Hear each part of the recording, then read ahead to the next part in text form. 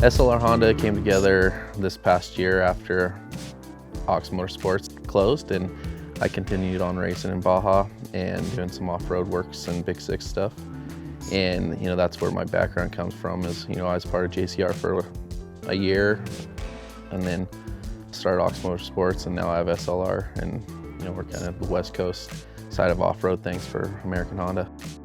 Man, starting a team, I guess that's was an ultimate goal of mine, I guess, but it's kind of such a random thing to start a professional off-road team or racing team. I never really set to do it, but I was pretty lucky with my family that I grew up in, and they taught me a lot of good skills, and I was able to put those to work, and I did create something into a team, and this is my job. And I guess I'd never expected, I wanted to be a racer, but I kind of found out that I work a little better being a team owner and being in that realm as well.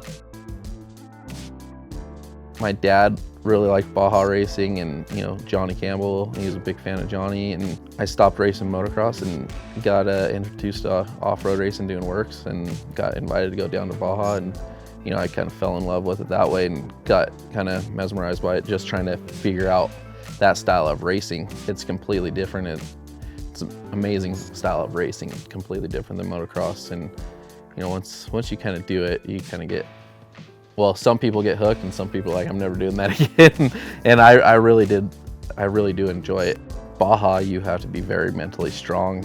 If you're not mentally prepared for Baja, it could throw you down and hurt you really bad. You could get caught up, like the high speeds and the rocks and horses and cows and locals driving on the course.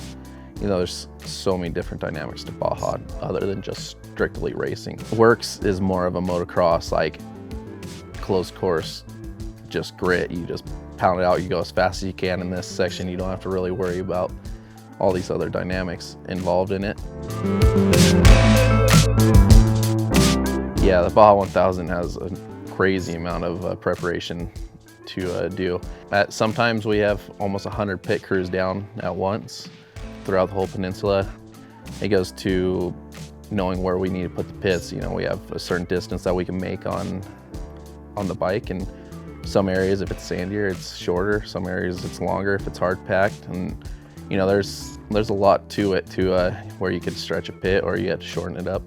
But it's amazing when you do it and you go and win. And we just overhauled the entire race against trophy trucks and everything on a dirt bike, and it's pretty gratifying when you do it.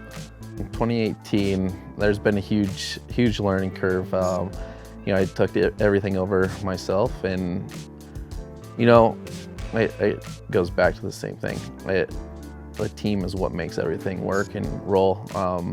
Everyone's replaceable, and not one person's more valuable than the other. It takes everybody, myself included, takes everybody a part of the team to make it happen. And that's probably my biggest lesson I've learned over the last year, is making sure it's a team effort, and that's what makes it happen.